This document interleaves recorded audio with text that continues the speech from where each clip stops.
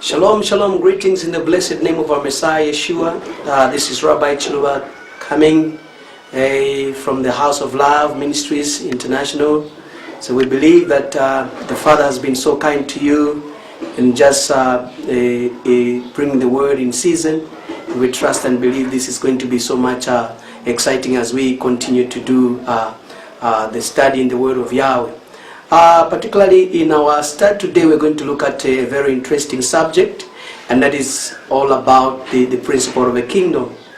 And we know that from the beginning of the word of Yahweh, right from the book of Bereshit of Genesis, the whole issue of the discussion in the scriptures is all about the kingdom. And we are going to try to make sure that we do a lot of explanation to make you understand what this kingdom is all about and who is to establish this kingdom. Now, you understand, according to the book of Genesis, chapter 1, verses 28, the master, after he talked about the creation of Adam, that he gave him dominion over the birds of the air, the fish of the sea, and the beast of the field, and the creeping things of the ground. And Adam was to rule over all these things that the Father had created. So we see that exactly, even as we start to understand right from the beginning, the purpose of creating Adam was that Adam should become a king or a ruler over all that he has created. And this is very exciting. So we're going to try to really explain the kingdom of Yah, or the kingdom of the Most High Yah, from using the book of Genesis chapter 1, and just trying to bring some few things that will help us in understanding what the kingdom is all about. Now, you and me have the understanding that a kingdom is all about a king and a people that this king exercises authority over, or is a ruler, one that rules and has a place of his rulership, or has a land, and in that land there are people that he is ruling over. So this is exactly what we are seeing. The Father had created the Eden, and that Adam in the Garden of Eden will rule over these things. He has a location exactly speaking about the land that he should occupy and exercise his dominion from. So we see exactly that Adam was to be a king, and the land, which is the garden of Eden, was supposed to be a domain, a place of his rulership, a place from which he rules the entire universe or the entire earth from. So exactly we are seeing that he was to rule according to the master's command. And this is what we see even as we continue in the book of Genesis chapter 2. We see when he's formed, he's given the rulership on the Shabbat, the Sabbath day, that he should rule on the 7th day, the 6th day as the day of his purification, then the 7th day as his day of rulership. So we see exactly that everything that chapter 1 and chapter 2 of Genesis are talking about is all about the Adamic, or the kingdom of man. Now, we have a lot of understanding that the kingdom of Yah may be called a lot of names. Some will call it maybe from the renewed covenant or the New Testament, the kingdom of heaven. Sometimes it's called the kingdom of heaven, or the messianic kingdom, or the kingdom of Yah himself, or the Adamic kingdom. All these are the other names that this kingdom can be called. But still, it is a kingdom that is ruled by man. Then the man is in charge and is exercising his authority over everything that the master had created. Now, most excitingly, if we follow what is happening in the account of creation, you discover that the Most High, first of all, had to create, first of all, the environment. So that when the environment is created, then Adam would be put in that environment to rule over all the creation that the Master had created. So first of all, what does he do? The first thing to be created was the environment. Then secondly, he creates the flesh and blood, or in Hebrew we say the nephesh. Nephesh meaning flesh and blood. Anything that is flesh but contains the breath, which it talks about man, then the beast, the fowls, the fish, and the creeping things. All these are called the flesh and blood. And they are all coming from the dust, if you look at the scriptures themselves in the book of Genesis. So it's quite interesting that now, of all the flesh that was created, man was to be a ruler, to rule above all this flesh. So he was supposed to be a king who was supposed to exercise dominion over all these creatures that are flesh and blood, on behalf of the Creator himself, the Creator of the heavens and the earth. And so exciting as we see what is happening here. I said in my preamble that there are two things that the Most High is creating. The first thing that he created was an environment, in that Adam now should now rule in that environment. So you see that first of all, in 5 days the Creator creates an environment. Then after, on the 6th day, you see now Yahweh Elohim, our Creator himself, creating the flesh and blood, which includes man himself. And the man who now was given the dominion in this very environment, to be a king in this created environment by the Most High Yah. So exciting now. The question that we'll ask ourselves is that, what is this environment? Of course, an environment is a surrounding that really supports the productivity and also the expansion of the Adamic kingdom. So in other words, the environment is a surrounding that is put there in order to support your productivity, but also help you to expand, not only expanding, but also to really sustain you as a people. So that environment is able to sustain you. In other words, able to give you something that will help you to have life. Like, for example, an environment should be able to bring food to Adam, and Adam will be helped by an environment so that he's sustained. So we see it's very exciting that first of all, what the Master is doing is to bring an environment first. Then later he brings Adam into this environment so that Adam can now live in an environment that will help him be productive, but also help him to expand and also be sustained by the same environment. So this is the reason why the Master had to create an environment first before he could put the living things in that environment. Now, the other question that we would ask ourselves is, why did he create this environment in 5 days? Now we understand that number 5 is a number of favor, or something that is of grace. In other way, that the environment was supposed to be favorable or conducive to the Adamic, for Adam to be productive and also be sustained by the same environment. In other way, I'm saying that the environment was supposed to be favorable and conducive for the Adamic productivity, and also for the sustainability of this kingdom.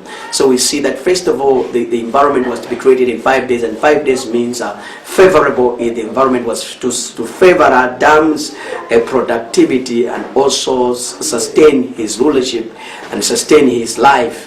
And this is very exciting. So the environment is therefore is very, very, very important.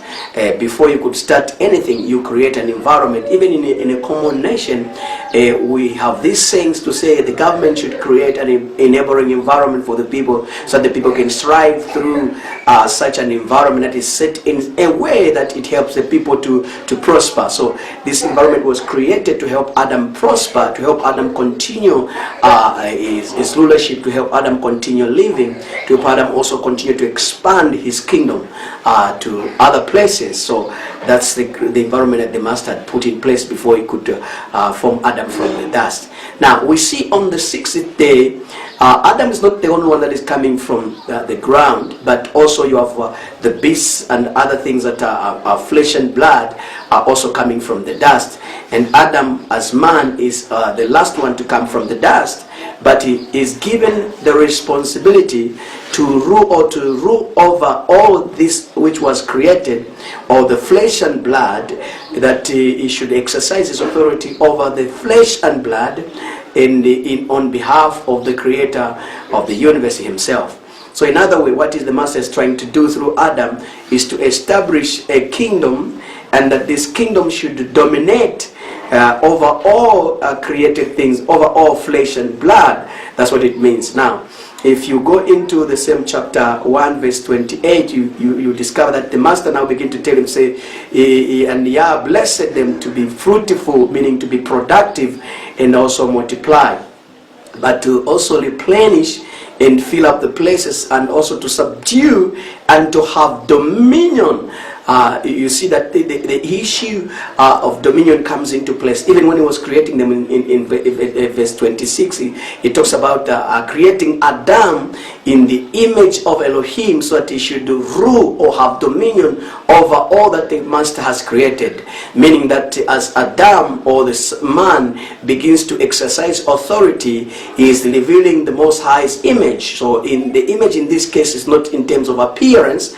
but the image in this case is in terms of the function, that is supposed to function like him, because Yah is the king of the universe. Therefore Adam was supposed also to exercise authority in the physical world, and he should be a expressed image. In other ways, he should function like the Most High himself as the expressed image according to the word of Yahweh.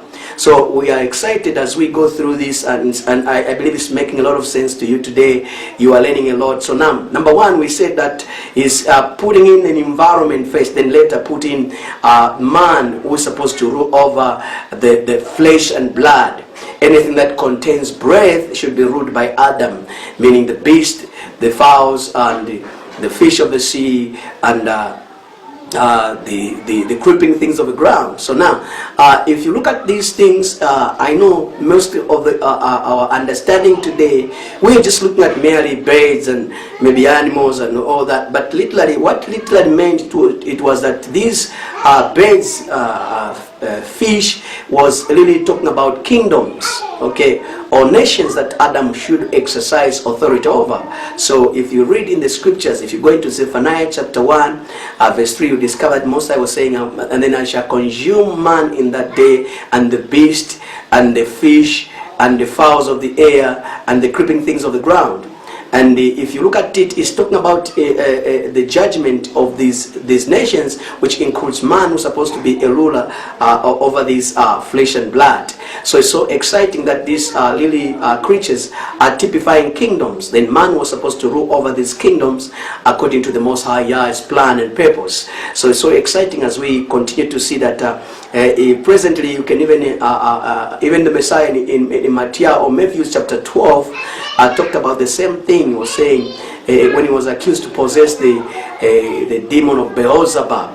Now if you look at the word Beelzebub, it means the prince of the fowls, meaning the ruler of the fowls. So the fowls were representing a kingdom or a people or a certain grouping or a certain nation, which was typified by a fowl, but also a fish.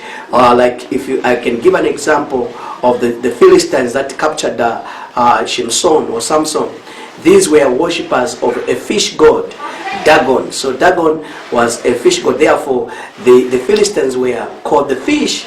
So exactly we see that it was typifying nations or kingdoms that would exist after Yah raised them from the dust. Also, they will rise from nothing and come into power. But Adam or man was given the authority by the creator of the universe to be a ruler above all these creatures, which means above all these kingdoms. So Adam was supposed to be above all kingdoms, just like in Exodus chapter 19, Yahweh is calling upon the nation of Israel to say, you shall be a nation above all nations. In other way, they are supposed to rule over all the nations according to the Most High's plan. And this is very exciting as we see that these animals or the birds or the fish are not just talking about literally the birds, but they are a prophetic word to convey an idea of saying these are kingdoms or nations that Adam is supposed to exercise his authority over. And this is literally showing us that this is all about the kingdom.